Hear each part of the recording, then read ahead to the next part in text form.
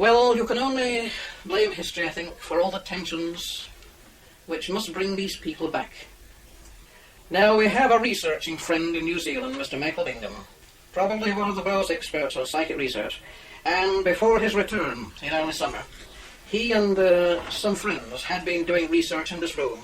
We had tape recorders set up and, of course, power lines and microphones. We had one of the microphones here by the hide. Now, I have enough experience of microphones and intercom to know that you either blow on the mic or you tap it to see if it's live before you talk. And we heard distinct tapping, obviously from the microphone. It came out on the loudspeaker. Now, question mark here.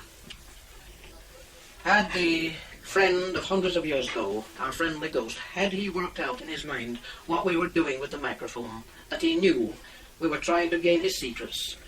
Or had a departed friend of our day and age, had he, of course, known us, and of course he knew all about microphones, had he plagued us by just rattling the microphone? We don't know, do we?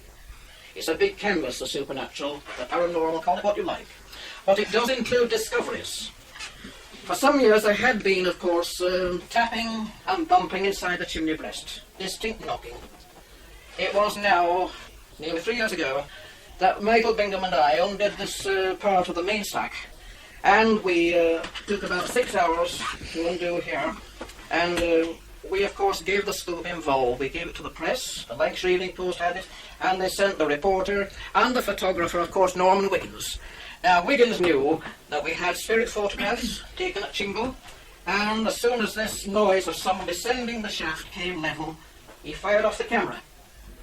The camera didn't work, the flash didn't work, he said it's general solid. But may I tell you that when this noise, this paranormal noise, disappeared completely, the camera freed up, and it worked correctly and the flash went off. Why our cameras affected, why our tape recorders affected, God knows, I don't. But that evening, of course, we were very much with the subject. We laid the camera carefully, this press camera, carefully on the side, and we passed our flasks of coffee round. We were sat around chatting, and then the camera, well, it fired itself off. It was a blinding flash. It wasn't an automatic camera, no relay control, whatever. You had to hold it, you see, and fire it off. But it was yards away from us, and it fired itself off. Wiggins, as a professional photographer, was, of course, shocked beyond bearing. Charlie Stewart, the reporter, went towards the bathroom. And poor man, he came back. He said, I can't even go there. There's something following me. And it did. Feet followed him down that corridor and into this room. At that moment, I had a great deal of sympathy with Charlie Stewart. But when you get skeptics come to Chingle, it's a naughty world, and sometimes skeptics are confounded, though. The man who had differed from me, well, why shouldn't he, if he'd been polite about it? But he told Mrs. Howard, he said, that man should be stopped from telling ghost stories. He's misleading the public. There are not ghosts. He then said, oh, there are 2 monks in the chapel. One is a short, tubby man, the other is very tall, and they're praying at that altar. Mrs. Hart took him in the chapel to see the monks praying at the altar. They found neither monks nor anyone else there. The skeptics, due to be confounded, crept away. And the lady who, of course, it's happened before, but she parked over there on the parking lot. She saw a reverend brother, she said, in his brown robe and cowl on the bridge near the front door, and she drove away.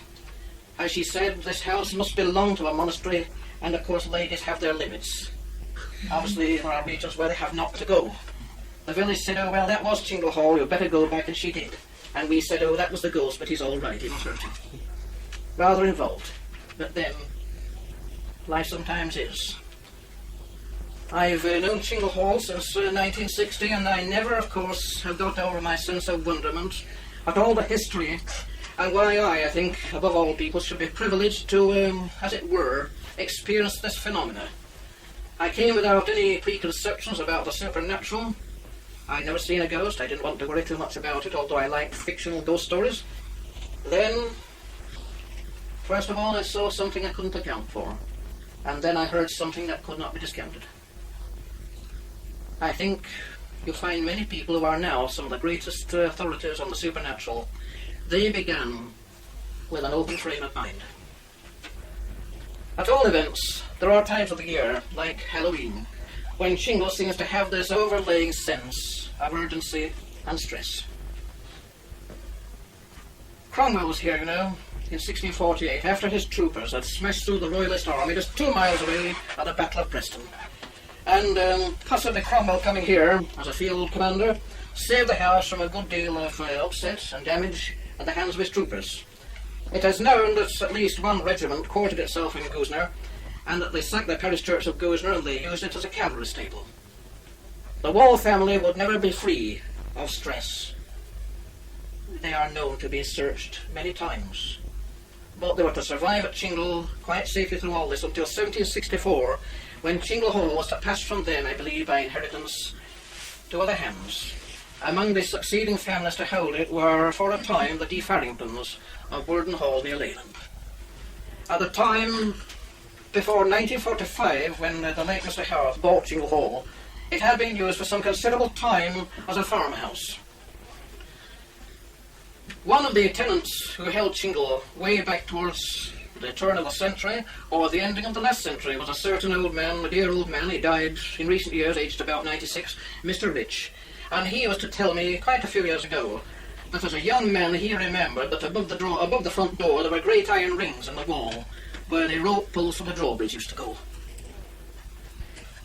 There is a legend that the holy relic of St. John Wall the Martyr lies at Chingle. He is known to have suffered the usual terrible execution on the Times at Worcester, and his head, firstly in the care of Father Leo Randolph at Wood Bravington, and then taken away to a French convent and venerated there for many years, until it is known that in 1794 the head of John Wall was brought back to this country.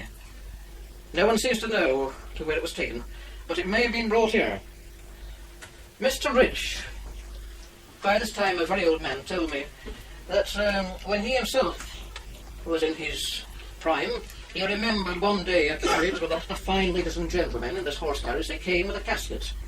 They said it was the carcass of a favourite dog, and they wanted to bury it in the Great Orchard, or what had been the Great Orchard over there. He could actually have shown Mrs. Howarth and Mr. Strickland where it was, but they in those days didn't seem to attach to see. We possibly didn't know all about it. But why did these people want to take such pains, you see, to bury the carcass of a favourite dog? To bring it all those miles to Chingle, isn't it strange? I wonder why. We may be on the wrong track for all I know, or we may be on the right one. At all events, we know that the priest who baptised John Wall, it is even said that he baptised him here, St. Edmund Arrowsmith, that the holy hand of Edmund Arrowsmith is to be found, of course, in the church at Ashton in Makerfield. Of course, if the holy head, the holy relic of John Wall is to be brought to light, the Catholic community in Lancashire would considerably gain another holy relic. The martyr himself, of course. Have they ever dug it out? No, madam. I will tell you one thing. Last summer we took a flagstone up in the dining hall to the right of Mrs. Howe's chair. An apparition was seen standing there, and it was thought that that must mean that it wanted that flagstone taking up. But I will say this, we found nothing. It does not, I'm afraid, always follow that because a ghost stands somewhere or else knocks along a wall that you're going to find something. In that far corner, Bingham and I, Mike and I, we took a wooden block out of the wall because the ghost had knocked along the wall right as far as that wood block. So we thought, he's wanting us to do that. Right, oh, we'll do it. And we did just that and we found nothing. But of course, when you measure the outside walls and the inside walls, you find a discrepancy in places by as much as 6 feet or more, even allowing for the thickness of the outer walls. These houses, of course, were regarded as bastions, of course, of the faith in those days. And, of course, you would find a lot of the mass priests were passed from house to house, you see. Mowbray Hall, for example, would pass the fugitive priest onto Chingle, and we would pass them onto Townley Hall, you see, at Burnley. Then possibly, who knows, by easy stages as far as the Humber or the North Sea, and away to Holland, you see. So there it is. It is on research, I think most of you that have done any will agree with me, that it is not easy at all, casting your mind back 3 centuries and thinking as they thought then.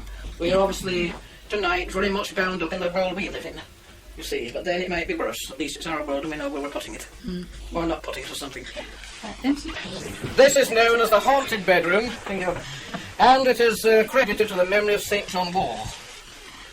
He is known to have completed his education in Dewey, and to have found his true vocation, passed on to Rome, and been ordained in the order.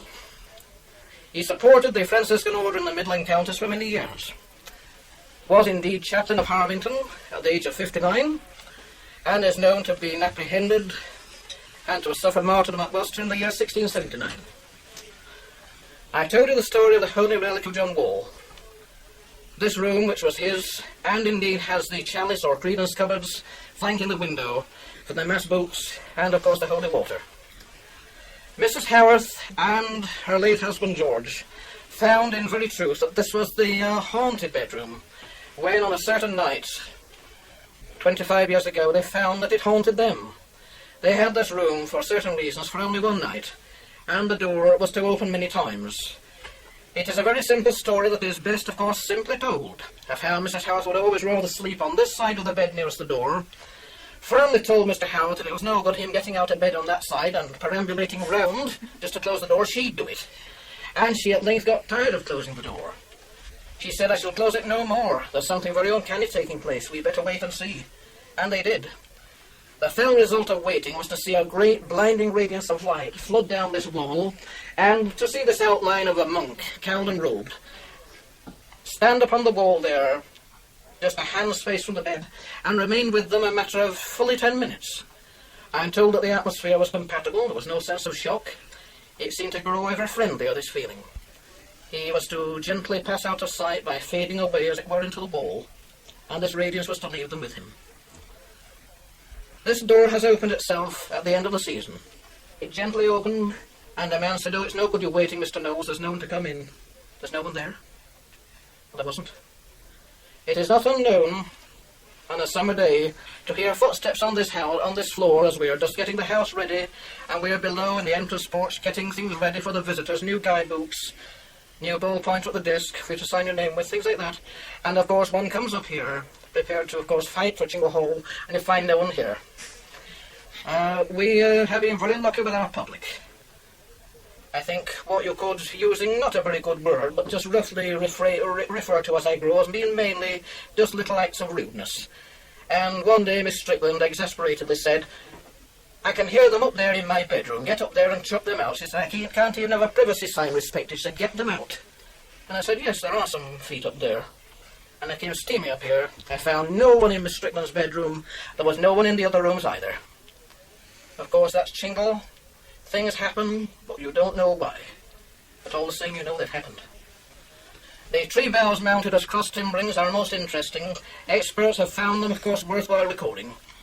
Utilisation of local resources, of course, do it yourself at its very best. Only in this case, they did their best in the time of the Tudors. The hiding place you saw to the right of that altar, it comes out here, just behind that chair, that Baron's chair. The walls stream, they very strangely intermingle. One room runs into another. And of course, who knows? Perhaps even this summer, or this springtime, we shall have something to tell you. Judith Chalmers stood behind the armchair in the withdrawing room. And with deep regret, of course, tonight, that room is out of service yet. And where she stood is where many people have had a psychic shock. Many of the ultra-perceptive have said that they feel a monk lies under the floor. Even the great Stuart Lawson was to sense this monk lying in a tunnel space under the house. He could be lying in a Roman drain tunnel. On the far side of the moat, westerly of this building, there is evidence of a Roman wall. So history and hauntings and the fact that it is still a home. In fact, there's been a home on this site for someone for 1,000 years. Of course, that is what makes Chingle tonight.